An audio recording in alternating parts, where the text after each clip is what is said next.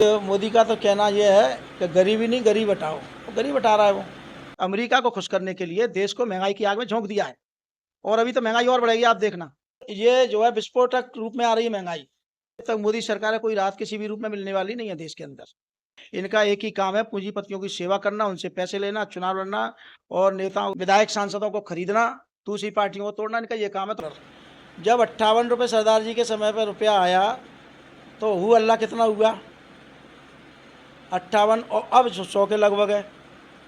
बिल्कुल चुप्पी साध ली है। शर्म आनी चाहिए इन सेलिब्रिटियों को। अगर ये उठ के खड़े हो जाएं तो देश में जब तक तख्ता पलट नहीं होगा तब कुछ नहीं होने वाला। ये ऐसे ही करेंगे क्योंकि लोकतंत्र ये समझते ही नहीं है। ये आरएसएस करा रही है, जो कुछ करा रही है ये आरएसएस का है। और आरएसएस को गरीब आदमी से किसी से कोई लेना देना नहीं। उस आरएसएस में पैसे वाले गरीब लोग नहीं मिलेंगे आपको। आरएसएस में वही लोग बैठे हुए हैं जिनने सदियों से खून चूसा है लोगों का, पब्लिक का जो है। जी बताना चाहें क्या नाम है आपका? और अभी मुद्दा अभी गरमाया हुआ है सबसे ज़्यादा लोगों के वो जेब पर जो अभी असर पड़ रहा है वो सबसे महँगाई को लेकर आप क्या कहना चाहेंगे? मैं रमाकांत सागर, पूर्व जिलाध्यक्ष बीएसपी ग्वालियर। देखिए, जब से मोदी सरकार आई है महंगाई तो तभी से चरम सीमा पे गई। आपने देखा होगा आते के साथ 14 में जैसे ही सरकार बनी इनकी, अरहर की दाल 250-300 रुपए तक बिकी थी। लोग भूल जाते हैं, लोगों की आदत है इस देश में, लोग भूलने की बड़ी समस्या है। और धान का जो रेट था जो 3600 और 4000 के लगभग था, वो उस समय ने 1500-1200 कर दिया।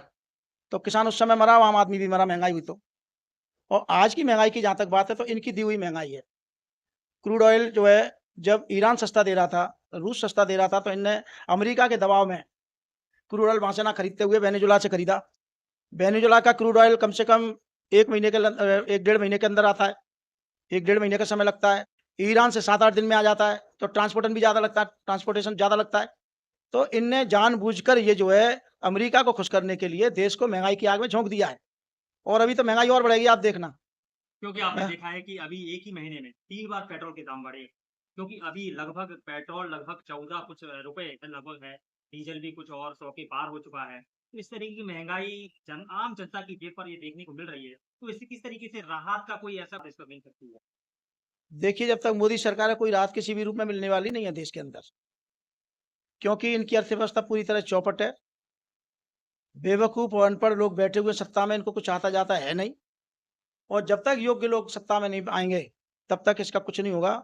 और ये पूंजीपतियों की सरकार है। पूंजीपतियों को खुश करने के लिए ये महंगाई लगातार बढ़ाते जा रहे हैं। सरदार मनमोहन सिंह के समय पे क्रूड ऑयल जब 109-10 बल्कि 126 तक पहुंच गया था, तब 70 रुपए पेट्रोल था, डीजल 60 के समथिंग था। तब भी इनने रेट बढ़ा दी उसके बाद भी। और जब कम हुआ तब भी रेट बढ़ा दी। और जब अभी 25-26 डॉलर और 32 डॉलर तक आ गया था तब भी इनने पैसे कम नहीं किए। आज जो सरदार जी के समय जो रेट थी, आज वही आज का रेट है मेरे ख्याल से 108 या 9 डॉलर है क्रूड ऑयल का। जी। उसके बाद भी रेट बढ़ती चली जा रही है। यही रेट जो है सरदार जी के समय पे थी तो 70 था। तो ये सिर्फ कंपनियों को फायदा करने, अपने मित्रों को फायदा करने के लिए ये सब कुछ कर रहे हैं। अडानी अंबानी को फायदा करने के लिए ये सब कुछ मोदी कर रहे हैं और कुछ नहीं है। इनका एक ही काम है पूंजीपतियों की सेवा करना, उनसे पैसे लेना, चुनाव लड़ना और नेताओं को विधायक सांसदों को खरीदना, दूसरी पार्टियों को तोड़ना, इनका ये काम है। तो पैसा कहाँ से आएगा? पैसा तो इन्हीं पूंजीपतियों से आता है। तो ये लोग इसलिए जो है ये सब कुछ कर रहे हैं पूंजीपतियों से पैसे के कारण। ये देश को महंगाई की आग में झोंक रहे हैं। और दूसरी बात ये है, इनको लोकतंत्र में पब्लिक का डर होता है, लोगों का डर होता है। लोकतंत्र में जनता की सरकार, जनता से डर है नहीं। ईवीएम से जीतना है इनको। अगर जनता का डर होता तो ये ढंग से शासन चलाते। जब ये सत्ता में आए तो 100 दिन के अंदर जो है काला धन लाने की बात की इनने। तो इनने ऐसा कुछ किया नहीं और इनका काम है सिर्फ अपने पूंजीपति मित्रों की आपने अभी सेवा करना। चुनाव के बारे में कहा, जैसे कि अभी 5 राज्यों में चुनाव थे, उसको भी विपक्ष काफ़ी कह रहा था कि महँगाई की मात एक देश को देखने को मिलेगी, लेकिन जनता ने करीब वो वैसे ही टाल दिया। लेकिन जब चुनाव खत्म हुए और रिजल्ट परिणाम और सरकारें बनने के बाद ये चीज़ें देखने को मिली, इस पर आप क्या कहना है? नहीं, देखिए जहाँ तक 5 राज्यों की बात है तो ये जीते तो ईवीएम से हैं। चुनाव आयोग इनका काम कर रहा है। बीजेपी चुनाव नहीं लड़ रही, चुनाव लड़ रहा है चुनाव आयोग। और कितने भी आपत्तियां करें, प्रलोभन दें, कुछ भी करें, चुनाव आयोग कोई सुनवाई नहीं करता। सबसे जो समस्या है देश की वो ईवीएम, जब तक ईवीएम खत्म नहीं होगी, सत्ता इनसे जाएगी नहीं, सत्ता इनसे जाएगी नहीं तो कुछ भी नहीं होने का देश में, ये पक्की लेकिन बात समझना। विपक्ष ने भी वहाँ कई राज्यों में जैसे कि तमिलनाडु में भी सरकार बनाई, विपक्ष ने जैसे केटीएम की जो विजय त्रिवेदी की उन्होंने सरकार बनाई थी, तो उस पर भी ऐसे ईवीएम तो विपक्ष में थी, उन्होंने सरकार बनाई वहाँ पर जाके, कांग्रेस ने केरल में बनाई, तो इस तरीके की देखिए वहाँ सरकारें दूसरी थी तो इनकी चल नहीं पाई, और साउथ में इनका कुछ है नहीं। जी साउथ के लोग ज़्यादा जागरूक हैं। आपने देखा होगा साउथ में जो है शिक्षा का स्तर है बहुत ऊँचा है।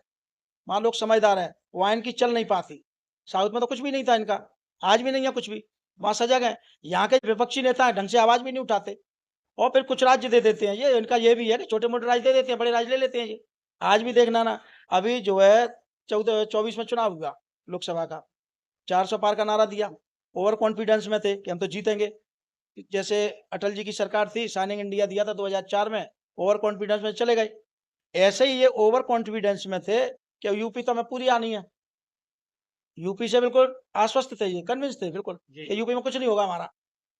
वहाँ हार गए ये। अब की बार देख लेना, 400 पार आएँगी गारंटी से, देख लेना आप। मतलब यू लगता है कि अभाव के बिल्कुल 400 पार आएँगी, ये देख लेते हैं, अच्छा ये जायज़ा लेते रहते हैं। जी आपने देखा होगा शायद 17 का चुनाव हुआ था, कब हुआ था? गुजरात के अंदर। जी सत्ता से थोड़ी दूर रह गई थी कांग्रेस। दोबारा फिर 22 में चुनाव हुआ, 22 में कांग्रेस एकदम नीचे आ गई। मध्य प्रदेश में 18 में कांग्रेस ऊपर आ गई, सरकार बन गई, इनने वोट खरीद सरकार खरीद ली, विधायक खरीद के इन्होंने अपनी सरकार बना ली। अब जो है फिर 23 में, जबकि और बुरी तरह हारना था 18 की अपेक्षा इनको, 23 में फिर और कांग्रेस नीचे कर दी इनने। तो तो महंगाई को आप किस तरीके से देखते हैं जो बढ़ रही है? देखिए महंगाई तो इनकी देन है और आम आदमी की इनको चिंता नहीं है।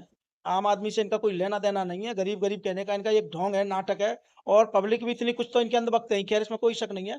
15-20% इनका अंधभक्त है बिल्कुल, और बाकी क्योंकि इनकी बेईमानी है। ऐसा अनुमान लगाया जा रहा है कि ये महंगाई और प्लस होने वाली बिल्कुल, ये जो है विस्फोटक रूप में आ रही है महँगाई। जैसे-जैसे अगर ईरान का और इज़राइल का और उसका अमेरिका का युद्ध खत्म ही हो जाता है, तो अभी 2-4 महीने तो उसमें बहाल होने में जो है टाइम लगेगा और महँगाई बढ़ती जाएगी, और इनने अपने जो दोस्त थे, वो अपने दुश्मन कर लिए। अमेरिका 7 समंदर पार बैठा हुआ है, वहाँ से ऑयल आएगा तो महँगा ही आएगा हमेशा।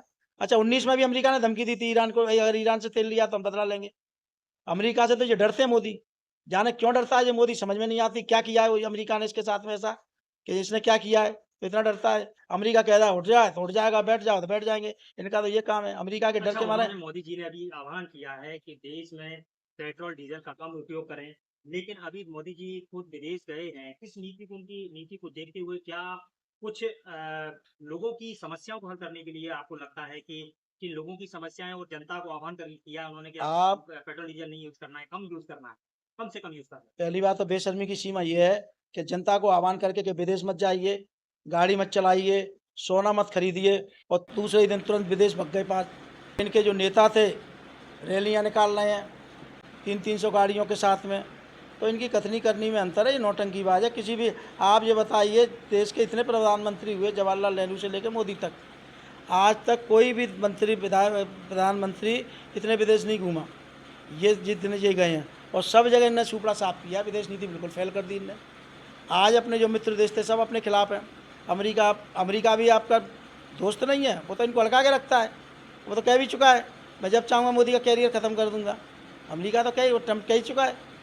तो इनका क्या है, बगल में बांग्लादेश अपना कितना अच्छा मित्र था, वो उससे बिगाड़ ली, नेपाल से बिगाड़ ली, श्रीलंका से बिगाड़ ली, ईरान बहुत। कौन अभी जो है ये पहलगाम वाला मुद्दा हुआ पिछले साल, तो उसमें कोई साथ में नहीं था इनके, और उसके साथ में सब थे। और उन्हें सुरक्षा परिषद के जो आतंकवादी उसमें था, कमेटी थी, उसमें उसको उपाध्यक्ष बनाया, उसको पाकिस्तान को अमेरिका ने, जबकि टेररिस्ट देश घोषित होना था, बल्कि उसको सपोर्ट किया यूएनओ ने। क्योंकि ये तो बहुत बड़ी समस्या देखने को मिल रही है कि हमारे भारत का रुपया भी गिरता जा रहा है और डॉलर बढ़ता जा रहा है। इसको आप किस तरीके से देखते हैं? आप ये बताइए, इस देश के सेलिब्रिटी, फिल्म स्टार, बड़े बड़े नेता, बड़े बड़े स्कॉलर, जब 58 रुपये सरदार जी के समय पर रुपया आया तो हु अल्लाह कितना हुआ 58, और अब 100 के लगभग है। बिल्कुल चुप्पी साध ली है। शर्म आनी चाहिए इन सेलिब्रिटियों को। अगर ये उठ के खड़े हो जाएं तो देश में जब तक तख्ता पलट नहीं होगा तब कुछ नहीं होने वाला। ये ऐसे ही करेंगे, क्योंकि लोकतंत्र ये समझते ही नहीं है। ये आरएसएस करा रही है, जो कुछ करा रही है ये आरएसएस का है, और आरएसएस को गरीब आदमी से किसी से कोई लेना देना नहीं, उसको तो ब्राह्मणवाद चाहती है वो। इसमें अभी उस- जो महंगाई देखने को मिल रही है, गरीब की जेब पर बहुत बड़ा प्रभाव पड़ेगा, तो ये बहुत बड़ी समस्या भारत में देखने को मिलेगी। इस पे आप क्या कहेंगे? तो देखिए, गरीब मोदी का तो कहना यह है कि गरीबी नहीं गरीब हटाओ, वो गरीब हटा रहा है वो। शर्म तो यह आनी चाहिए कि 5 किलो राशन दे रहा है, क्यों दे रहा है भाई 5 किलो राशन? 5 किलो गेहूँ से होता क्या, पहले तो ये बता दे। गेहूँ के साथ पहली बात तो 5 किलो से 10-15 किलो के बीच में एक आदमी को लगता है 1 महीने के लिए, कि 5 किलो दे रहे हैं साहब, क्या हो जाएगा उससे? उसके साथ नमक भी लगता है, मिर्ची भी लगती है, तेल भी लगता है, ईंधन भी लगता है, सब्जी भी लगती है, सब कुछ लगता है। सिर्फ गेहूँ पकड़ा दिया उससे क्या हो जाए? फिर आदमी भी लेजी हो जाता है, करने की ज़रूरत क्या है? अल्लाह ना खाने को खुद तक जाए कमाने को वाली स्थिति है। तो ये जो है ये सरकार है, ये गरीबों के हित की नहीं है, ये पूंजीपतियों की। और वैसे भी आरएसएस हमेशा, मैं तो बचपन से सुनता आया हूँ, देखा मैंने तो आरएसएस में पैसे वाले गरीब लोग नहीं मिलेंगे आपको। आरएसएस में वही लोग बैठे हुए हैं जिनने सदियों से खून चूसा है लोगों का, पब्लिक का जो है। तो सब ये तो जब तक सत्ता परिवर्तित नहीं होगा कुछ नहीं होगा। इसको सबसे बड़ी समस्या है देश की, मोदी एंड कंपनी, इसमें आरएसएस